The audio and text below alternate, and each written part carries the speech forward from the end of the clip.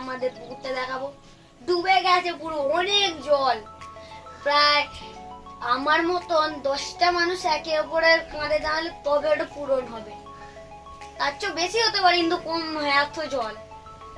তো চলে এবার ছাদে গিয়ে দেখাবো, কিন্তু এখন আমি একটু ভাইকে নিয়ে খেলছি।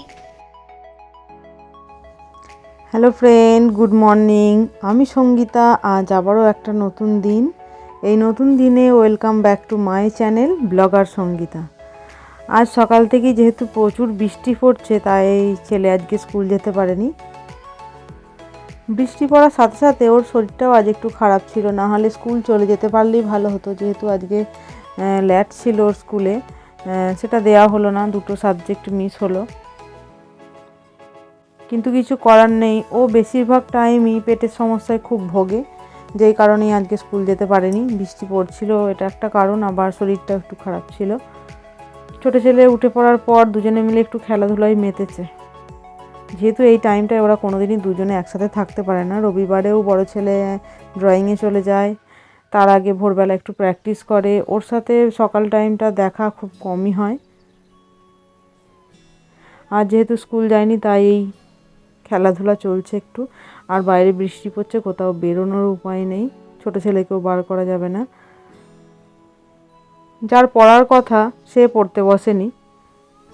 আর একজন বলে, রিক বই বের কর, আমি একটু পড়তে বসবো, আমি বই পড়বো।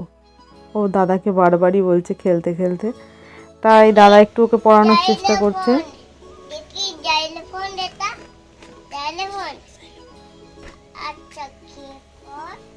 A for apple, B for ball, C for আমি ইয়াক দেখব তো। আরে ইয়াক দেখবি।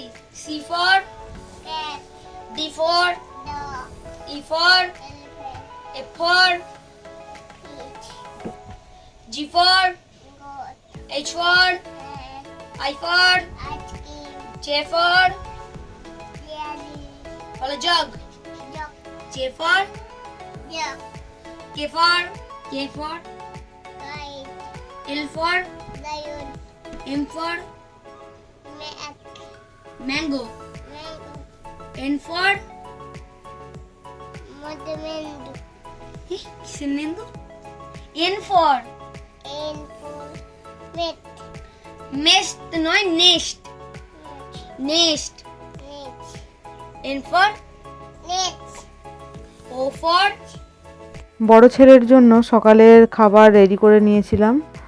ও আলু ভাত আর এই মাছ ভাজা দিয়ে খেতে খুব পছন্দ করে। যেহেতু সকালে স্কুল গেলে এটা খেতে পায় না, তাই আজকে ওর জন্য টিফিনে এটাই দিয়েছিলাম। সকালবেলা 10টায় এটাই খেয়েছে।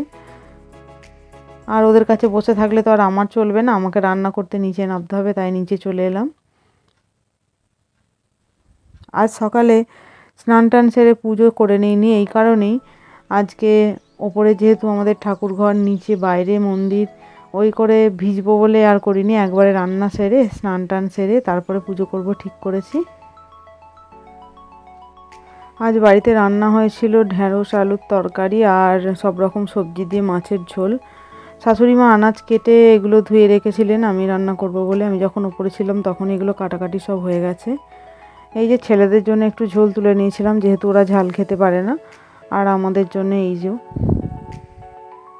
ঢ্যাঁড়স আলুর তরকারি আগে আমাদের বাড়িতে হতো না, কিন্তু আমার ছোট ছেলে যখন হয় তখন আমার খুব ঢ্যাঁড়স আলুর তরকারি খেতে ইচ্ছা করতো।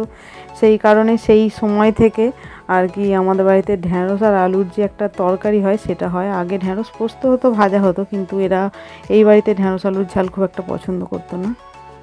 রান্নার শেষে ওর বাবা অফিস থেকে ফেরার পর নদীতেই হোক বা কারোর পুকুরেই হোক এই মাছগুলো ধরছিল, দেখে নিয়ে এসেছে। যেগুলো রান্না করার হয়ে গেছে বলে আর আজকে রান্না হয়নি, পরের দিন হবে। খুব বড় বড় পুঁটি মাছ, আমার আঙুলের 1 আঙুল হবে এত বড় পুঁটি মাছটা। আমি তো এত বড় বড় পুঁটি মাছ এই প্রথম দেখলাম। এগুলো বেছে ফ্রিজে রেখে দেওয়া হবে, পরে কোনো দিন খাওয়া হবে, আজকে আর নয়। চলুন আমাদের পুকুরের পাড়টা আপনাদেরকে দেখায়। গত 2 দিনের বৃষ্টিতে এখানকার কি হাল হয়েছে দেখুন। কিছুদিন আগে আমার ছেলে যখন ছাদ থেকে আমাদের পুকুরটা দেখাচ্ছিল, তখন বৃষ্টি কোথায়, আর এখন একবার দেখুন পুরো কানায় কানায় জল হয়ে গেছে। আর কিছুদিন পরে ওই যে দূরে রাস্তা দেখা যাচ্ছে ওখানটাও ডুবে যাবে। কত সবাই আমাদের এখানটায় মাছ ধরবে বলে এসে বসেছে, আর তার সাথে আমার ছেলেও যোগ দিয়েছে।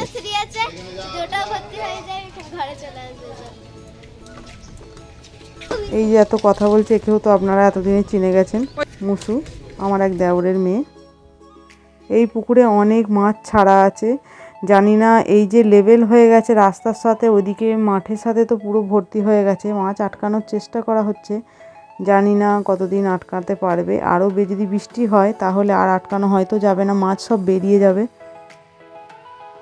এই যে ঘাটটা দেখছেন, এই ঘাটটায় যাওয়ার জন্য আমাদের বাড়িতে একটা গেট আছে। আমাকে সবাই বলছে ওই গেটটাতে সব সময় দরজা দিয়ে রাখতে, যাতে করে আমার ছোট ছেলে এখানে না বেরিয়ে পড়ে। বড় ছেলে তো এর পাড়ে পাড়ে ঘুরছেই, ছোটটা যাতে না বেরোয় তার চেষ্টায় সব সময় সবাই করছে, আমিও। মানে আমাদের নিচের ঘরের বারান্দা থেকে নেমে পড়লেই ঘাটের দরজা একদম ঘাটের ধারে চলে আসবে। এখানটায় মোটর আছে আমাদের জমিতে, যেহেতু জল যায়, সবাই এখানে দাঁড়িয়ে দাঁড়িয়ে মাছ ধরছে। আর এই যে ভদ্রলোককে দেখছেন, এ হচ্ছে আমার হাজব্যান্ডের জ্যাঠার ছেলে, ওরই মেয়ে মুসু।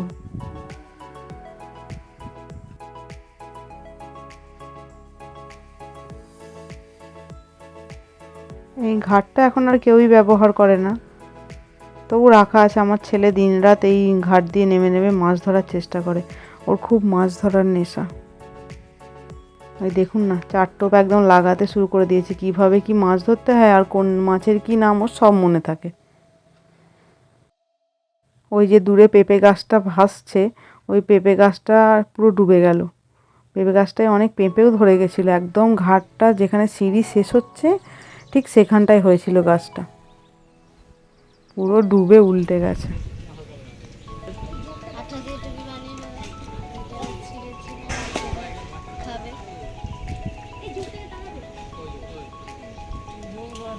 আমাদের সব মাছ পালিয়ে যাচ্ছে, আপনারা যদি কেউ মাছ ধরে খেতে চান তাহলে চলে আসুন। ছিপ ফেলা হচ্ছে, আজকে বড় একটা কাতলা মাছ পেয়েছি, সেটা দিয়ে কচু দিয়ে আলু দিয়ে পটল দিয়ে ঝোল হয়।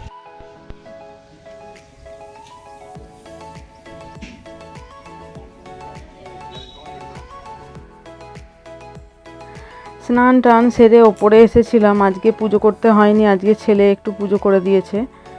আর আমি ছোট ছেলেকে খাইয়ে স্নান করিয়ে ওপরে ঘরে নিয়ে চলে এসেছি ঘুম পাড়াবো বলে, ওকে ঘুম পাড়িয়ে আমরা খাবো।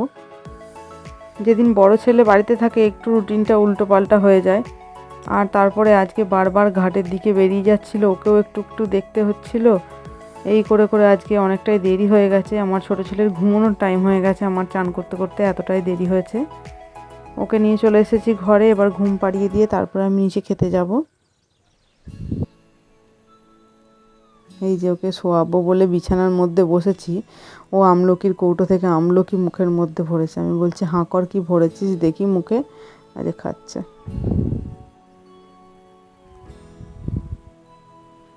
আমলকি চিবিয়ে চিবিয়ে। ঘুম থেকে উঠে দেখি বড় ছেলে নেই ওর ঘরে, ও এই মাঠের দিকেই বেরিয়েছে, যেহেতু একদম চারিপাশ জলে ভরে গেছে। ও সারাদিনে আজকে যে কতবার আসলো এখানে জল দেখার জন্যে। ওর বাবা আর এক কাকুর, যেহেতু আমাদের মাঠের ওই সাইডটা ঘিরে দেবে বলে মাঠের ধারে এসেছে, ও অমনি চলে এসেছে। ওই যে আমার পিছনে জল ঘাঁটছে আমবাগানে। এই দেখুন না, ফোনটা নিয়ে বলে দাও আমাকে একটুখানি, আমি ভিডিও তুলে দিচ্ছি শশা জমির ভিতরে। এটাতে শশা চাষ করা হয়েছে, একদম জলে ডুবে আছে। জানি না জল কি করে বেরোবে, জল না বেরোলে ফসলটাই নষ্ট হয়ে যাবে। আর এই পাশেরটাও আমাদের ধান জমি পুরো একদম ডুবে গেছে, ধানের কিচ্ছু দেখা যাচ্ছে না।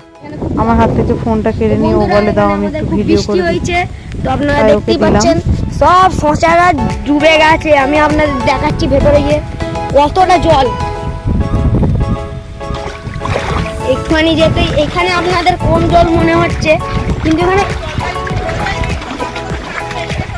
দেখুন দেখুন আমার পা পুরো অর্ধেক ডুবে গেছে, প্রচুর জল। আর মাঝের ডাঙাটায় তো আরো জল। এখানে আরামসে সাঁতার কাটা যাবে বা চান করা যাবে।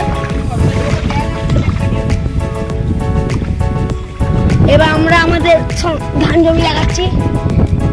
এই জমিটা ধান বোয়া হয়ে গেছে। কোথাও আপনার ধান গাছ দেখতে পাচ্ছেন? দেখে মনে হবে পুকুর। এখানে ধান বোয়া হয়ে গেছে, কিন্তু আপনাদের দেখে মনে হবে পুকুর, কিন্তু এটা ধান বোয়া হয়ে গেছে। এখানে সব ধান গাছ আছে, ধান চারা হয়ে গেছে। কিন্তু এখানে এই দেখো, আমার মা এখানে ঘুরতে বেরিয়েছে। হ্যাঁ, ধান শ্মশান দেখতে। আর এখানে সব মানে ধান জমি পুকুর হয়ে গেছে। কেউ দেখে বলবে না, মাছ ছেড়ে দিলে মাছ হয়ে যাবে। আমাদের আম গাছে দেখুন কি হাল। আর এটা হলো আমাদের বাগান। দেখুন আমাদের বাগানের হাল। এই লোকেরা নয়, আমি জাল পেতেছি।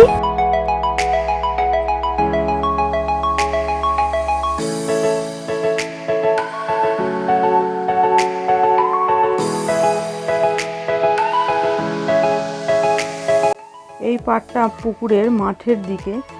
এই পাড়টায় নেট দিয়ে এই কারণেই ঘেরা হচ্ছে, যাই কারণে এই পুকুরের জল তো একদম কানায় কানায় উঠে গেছে, যাতে মাছ বেরিয়ে না যায় সেই কারণে একটু ঘিরে দেওয়া হচ্ছে।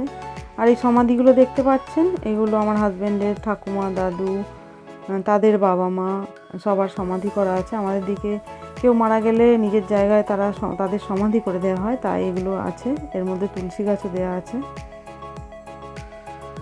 আর এই যে দুজন ভদ্রলোক মাছ আটকানোর চেষ্টা করছে, নেটগুলো সেলাই করছে সুতো দিয়ে। এই ভদ্রলোকের হেল্পারের অভাব নেই। সকালবেলা যে ছেলেপিলেগুলো মাছ ধরছিল আমাদের পুকুরের চারিপাশে, তারাও এর হেল্পার, সবাইকে হেল্প করে। এই ভদ্রলোক চেষ্টা করছেন কি করে মাছগুলো এই পুকুর থেকে না বেরিয়ে যায়।